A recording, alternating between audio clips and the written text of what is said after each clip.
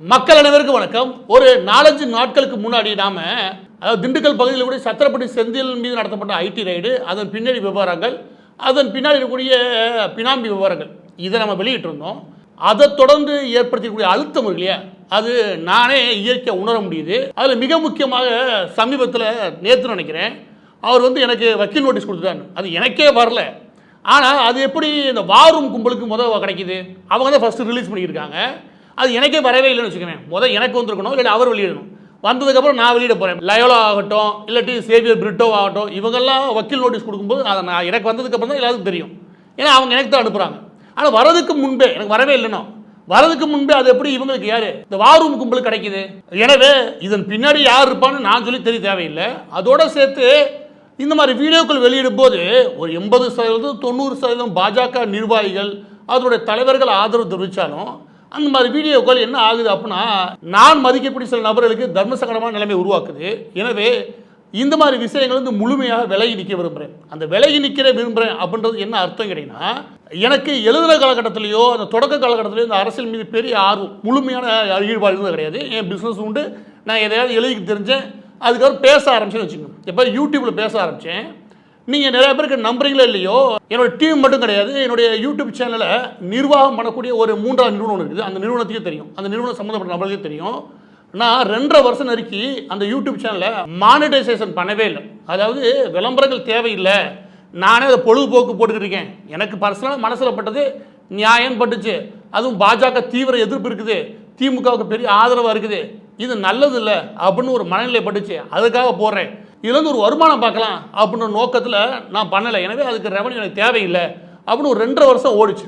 அதுக்கப்புறம் எங்கள் பசங்களாம் சொல்லி ஒரு சின்ன ரெவன்யூ வந்துச்சுன்னா நமக்கு வாடகை கொடுக்குறது ஏதாவது வயதில் அது உதவிகரமாக இருக்கும். எக்ஸ்ட்ரா ரிசர்ச் பண்ணணும்னு வச்சுக்கோங்க, அதுக்கும் தேவைப்படும் தான் நான் ஆக்டிவேட் பண்ணேன். எனவே முதலாவது யூடியூப் சேனல் ஆரம்பித்து ஏறக்குறைய 3 வருடங்களுக்கு நாங்கள் இதுலேருந்து ரெவன்யூ சோர்ஸ் அதை பார்க்கவே கிடையாது.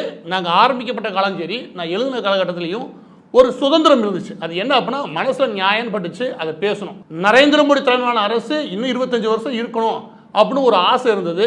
இங்கே திமுக மீண்டும் ஆட்சி அதிகாரத்துக்கு வருது இல்லையா, அது எந்த விதத்திலும் நல்லது கிடையாது. அதை விட ரொம்ப முக்கியம், 2 திராவிட கட்சிகளும் மாநிலத்தினுடைய ஒட்டுமொத்த கட்டமைப்பை கெடுத்திருக்காங்க அப்படின்னு நான் நம்பினேன். அதை நான் பேசி வந்தேன். அந்த காலகட்டத்திலையும் நம்பவே மாட்டேங்க, ரொம்ப சுதந்திரமாக நிம்மதியாக இருந்தேன்.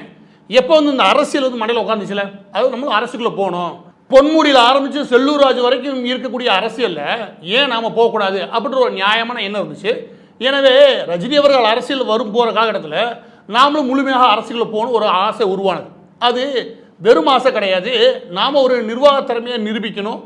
நம்மளை மாதிரி ஆளுகளுக்கும் ஒரு அரசியல் மீது ஒரு நாட்டம் இருக்கணும். ஏன்னா அரசியல் நமக்கானது அப்படின்னு ஒரு நம்பகத்தன்மையை என்னை சுற்றி இருக்கணும் உருவாக்கணும்னு வச்சுக்கோங்க.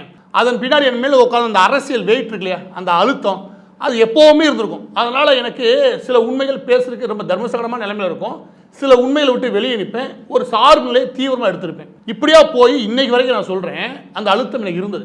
ஆனால் இந்த வீடியோ போட்ட முடியாது, அந்த அழுத்தம் உச்சத்துக்கு வந்துருச்சு. ரொம்ப காலமாக எதிராக இருந்தால் எனக்கு அழுத்தம் இருந்தது. ஆனால் ஒரு சமீப காலங்களில் எப்படி ஆயிடுச்சு அப்படின்னா, ஒரு நம்பகத்தன்மையை உடைக்கிறது, என்னோடய பேரை விலை பேசுகிறது. நான் ஒவ்வொரு முறையும் ஒரு பெரிய ஆளுகளை பற்றி வீடியோ போடும்போது சரி, என் வீட்டை தேடி நாடாத நபர்களே கிடையாது, விலை பேசாத நபர்களே கிடையாது. நான் விலை பேசி முடிச்சுன்னு வச்சுக்குவேன், என்னால் ஓரளவுக்கு நல்லா சொத்து சேர்த்து இங்கே உட்காந்துருக்க முடியும், ஓரளவுக்கு நல்லாவே சம்பாரிச்சிருக்க முடியும் வச்சுக்குவேன். அது பெரிய ஆளுங்க மட்டும் கிடையாது. மதுரையில் இருக்கக்கூடிய ரெவன்யூ டிபார்ட்மெண்ட் சம்மந்தமாக ஒரு ஆஃபீஸர் சம்மந்தம் போடும்போது அந்த ஆஃபீஸரே தொடர்பு கொண்டதெல்லாம் உண்டு.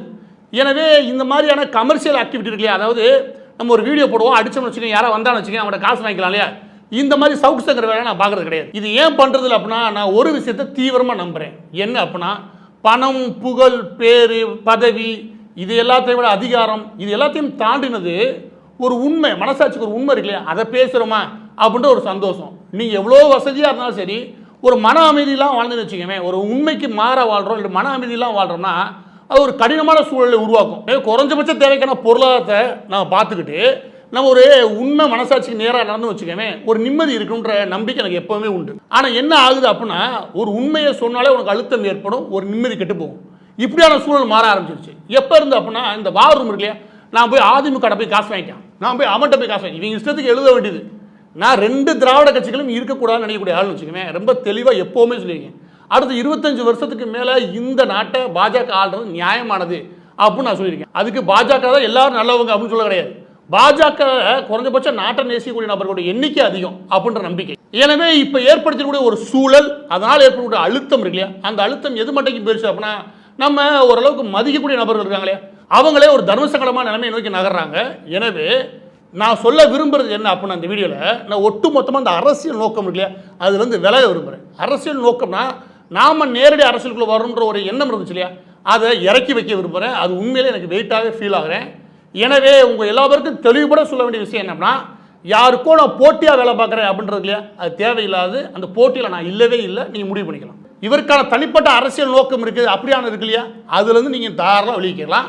ஏன்னா இந்த ரெண்டையும் விட்டு நான் இறக்கி வச்சுட்டு ஒரு நிம்மதியாக, எப்படி நான் ஒரு 2018, 17 எழுதிக்கிறேன் இல்லையா, அந்த ஒரு நிம்மதியோடு நகர விரும்புகிறேன். அதற்கு காரணம் ஏற்பட்டிருக்கக்கூடிய அழுத்தம். இந்த வீடியோக்கு அப்புறம் அதில் ஒரு சின்ன விளக்கம் கொடுக்க வேண்டிய அவசியம் என்ன அப்படின்னா, இந்த சிவகுமார் கொடுத்த அழுத்தத்தில் மார்வஸ் பாருங்க, ஏகப்பட்ட அவதூறு வழக்குகளை பார்த்தாச்சு, பல வழக்குகளுக்கு நடமாறியாச்சு, போய் வந்தாச்சுன்னு வச்சுக்கோங்க.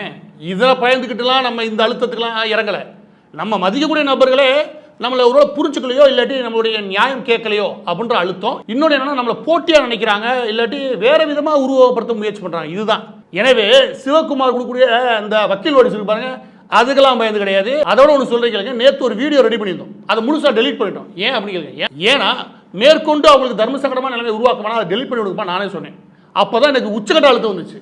அது என்ன அப்படின்னா, கோயம்புத்தூருக்கு வெளியே சுமார் 28 கிலோமீட்டருக்கு வெளியில் ஒரு 6 ஏக்கர் நிலத்தை 4 நபர்கள் வாங்குறாங்க. இப்போ 2023 அக்டோபர் மாதத்தில் அந்த 4 நபர்கள் யார் யாருன்னா, அபிநய், அப்புறம் செந்தில், அதுக்கப்புறம் நிரின்வேல் வர்ஜித் நினைக்கிறேன், அதுக்கப்புறம் அகிலா. இந்த அகிலா யாருன்னு உங்கள் எல்லா பேருக்கும் நல்லா தெரியும் நினைக்கிறேன். இவங்க 4 பேரும் அந்த 6 ஏக்கர் நிலத்தை ஒரு குடும்பத்தாரிலிருந்து பாகப்பிரிவு நடந்த மாதிரி, அதுக்கு முந்தின நாள் பாகப்பிரிவு நடந்த மாதிரி ஒரு விவசாய நிலத்தை வாங்கி இவங்க என்ன பண்ணுறாங்கன்னா, முழுமையாக அதை பிளாட் பண்ணி இப்போ விற்பனைக்கு கொண்டு வராங்கன்னு வச்சுக்கோங்க. இது ஒட்டு மொத்தமாக 6 ஏக்கரு.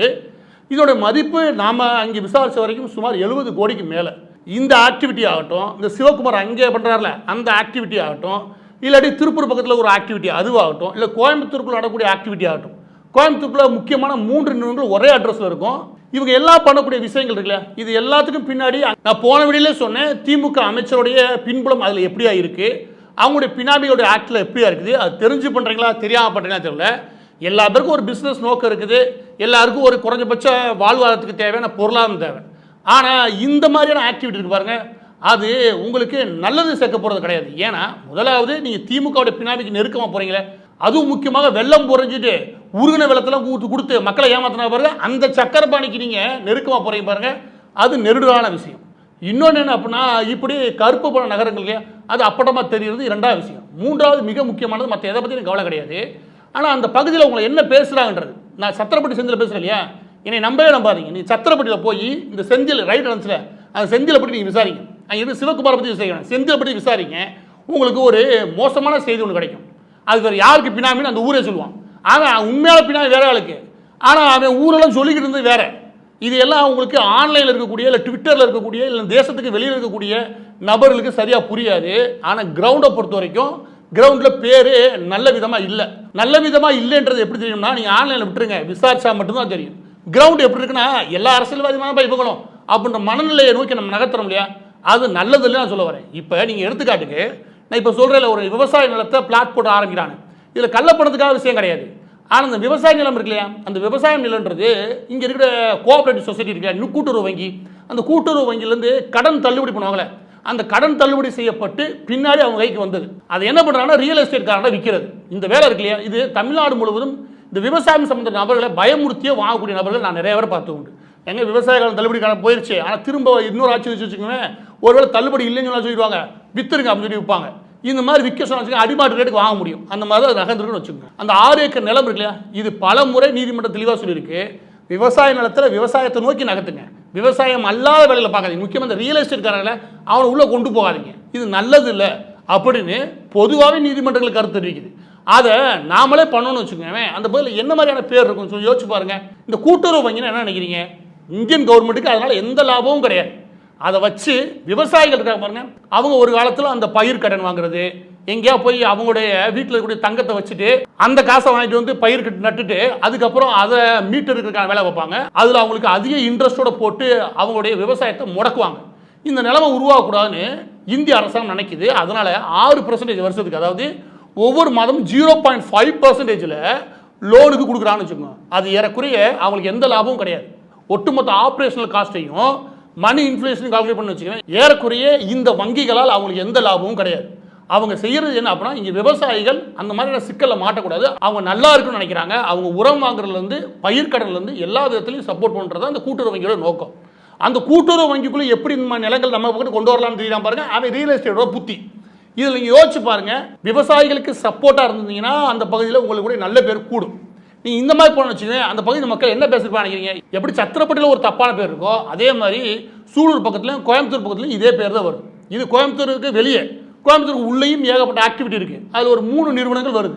இதன் பின்னாடி இருக்கக்கூடிய பூதாகரமான விஷயங்கள் இருக்கு இல்லையா, அந்த நிறுவனங்கள், இந்த நபர்கள் யார் யார், இவங்க பின்புலம் என்ன, இதெல்லாம் ஆய்வு பண்ணி வீடியோ போட்டோம் இல்லையா, அதுதான் டெலிட் பண்ணிட்டோம். எல்லாத்தையும் கொண்டு வரதுனால எந்த பிரயோஜனம் கிடையாது. இது இன்னும் கொஞ்சம் அழுத்தம் தான் வரப்போகுது. முதல்ல நம்ம என்ன செய்யணும்னா, நம்ம ஒரு நிலைப்பாடுக்கு வரணும். என்னன்னா, நாம் என்னவா இருக்கோம், அரசியலுக்குள்ள போக விரும்புகிறோமா இல்லை யாருக்கு போட்டியாக நகர்றோமா இப்படின்னு கேட்டிங்கன்னா, முதல்ல இந்த அரசியலை இறக்கி வைக்கிறது நல்லது. இது ஒரு தேவையில்லாத வேலை. நமக்கு நம்ம மன நிம்மதி தான் முக்கியம். எனவே அரசியலை ஒரு ஓரமாக வச்சுட்டு நாட்டுக்கு நல்லது பண்ணுறன்ற ஒரு நோக்கம் இருந்துச்சு இல்லையா, இப்போ ஆரம்ப காலத்தில் அந்த எண்ணத்துக்கு திரும்புறது தான் தற்போதைய நிலைமையில் எனக்கு நல்லது, எனக்கு அதுதான் மன அமைதி தரும் தோணுது. எனவே நான் சொல்ல வேண்டிய விஷயம் என்ன அப்படின்னா, யார் நல்லது பண்ணாலும் நல்லதுன்னு சொல்லுவோம், யார் கெட்டது பண்ணாலும் கெட்டது பண்ணுவோம். நாம் அரசியலுக்குள்ளே வரலைன்றதை தெளிவுபடுத்திடுவோம். இதுதான் என்னோட எண்ணம். அதே நேரம் நான் மீண்டும் தெளிவாக இப்போ வரைக்கும் நம்புற விஷயம் என்ன, நரேந்திர மோடி தலைமையில் இந்த அரசு இருக்கு, அடுத்த 25 வருஷத்துக்கு இந்த நாட்டை ஆள வேண்டிய தேவை கட்டாயம் இருக்குது. இங்கே ஒரு அரசியல் மாற்றம் ஒன்று இல்லையா, திராவிட கட்சிகளுக்கு மாற்ற ஒரு அரசியல் மாற்றம் அது நிகழ வேண்டிய அவசியமும் இங்கே இருக்கு. இந்த கருத்தில் நான் எந்த காலத்திலும் மாறினது கிடையாது. என்ன அந்த மாற்றத்தை நிகழ்த்தக்கூடிய விஷயங்கள்ல நேரடி அரசியல்ல ஈடுபட நினைச்சேன் பாருங்க, அந்த இடையில வந்து ஒரு சிந்தனை, அதை மட்டும் கொஞ்சம் இறக்கி வச்சுட்டு வெளியே நின்று நாட்டில் நல்லது நடந்தால் நல்லது, கெட்டது நடந்தால் கெட்டது, அந்த அளவுக்கு சொல்லிட்டு நாம் நிற்கிறது நல்லது. அதை நீங்கள் ஒரு யூடியூபராக பார்க்கலாம், இல்லாட்டி ஒரு இன்வெஸ்டிகேட்டிவ் ஜேர்னலிஸ்டாக பார்க்கலாம், இல்லை வேற எதை வேணால் பார்க்கலாம். இதே நான் அப்படி சொல்கிறேன், வம்படி உட்காந்து நீ ஒரு யூடியூபர் தானே கத்தக்கூடிய நிறைய நபரை பார்த்துருக்கேன். ஆமாங்க நான் யூடியூபர் தாங்க, ஆனால் எங்கேயும் நக்மா இன்டர்வியூ ஏதாவது நடிகை கீழே விழுந்தா இதே பேசி தீரேன், 24 நாள் உட்காந்து எதாவது இன்வெஸ்டிகேஷன் பண்ணிட்டு எங்கே ஃபைனான்சியல் ஃப்ராட் நடக்குது, எங்கெங்கே எவன் பண்ணுறான்னு தேடி வம்பிழுத்து ஊர்பட்ட பகை இழுத்துக்கிறதுக்கு எவனா சேனல் நடத்துவானா? அதனால ஏதாவது தேவை இருக்கா கேட்குறேன். எனவே யூடியூபர்னு இருக்கட்டும், அது எந்த கேவலம் கிடையாது. நம்ம என்ன செயல் செய்யறதா முக்கியம். இந்த தளத்தை பயன்படுத்திக்கிட்டு நான் காசு சம்பாதிக்கிறதுக்கு என்னென்ன பண்ணலாம், எதை பறவை பார்க்கலாம், எந்த நடிகை பின்னாடி ஓடி கேமரா வச்சா நம்மளால நல்லா ரீச் பண்ண முடியும் அப்படின்னு பிகன் உட்ஸ் மாதிரி என் வீட்டு பின்னாடியே உட்காந்துருக்க ஆள் கிடையாது. எனவே யாரும் போட்டியாகவும் கருத வேணாம், எந்த பெரிய மனிதர்களும் அவங்களுக்கு தர்ம சங்கடமான நிலைமையை நான் உருவாக்க விரும்பலை. எனவே இது எல்லாத்துட்டையும் ஸ்டே ஆவையா ஒட்டு மொத்தமாக தள்ளி நிற்க விரும்புகிறேன். அது எந்த கட்சிக்கோ சார்பில் எடுக்கிறது அர்த்தம் கிடையாது.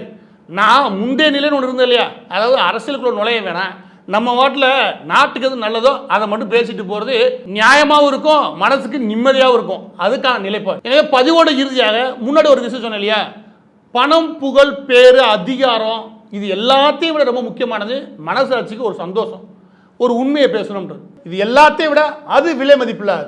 அந்த சந்தோஷம் இல்லாமல் நான் எதுலையா பண்ணி தெரிஞ்சு வச்சுக்குவேன், அது என்னையும் வருத்தப்படுத்தி எதுக்கு இருக்கிறவங்க நான் போட்டிக்கு வரேன்னு நினச்சிட்டு அவங்களையும் ஒரு போட்டியில் இழுத்து அவங்களையும் வருத்தப்படுத்தி இந்த வாரூமுக்கு வேற வேலை இல்லாமல் கத்திக்கிட்டு இருக்கிறத மிச்சம். எனவே இந்த 4 விஷயத்தை தாண்டி நான் சொன்னேன் இல்லையா, மனசாட்சிக்கு நிம்மதியாக ஒரு வேலை பார்க்கறது, அந்த வேலையை பார்க்க விரும்புகிறேன். நேரடி அரசியல் சார்ந்த விஷயங்கள் எல்லாத்தையும் நான் ஒட்டு மொத்தமாக நிறுத்தி ஒரு ஓரமாக வச்சுட்டு ஒரு யூடியூபராக இங்கே என்னால் என்ன நாட்டுக்கு செய்ய முடியுமோ, ஏதாவது நல்லது செய்ய முடியுமா அதற்காக குரல் கொடுக்க மட்டுமே விரும்புகிறேன்.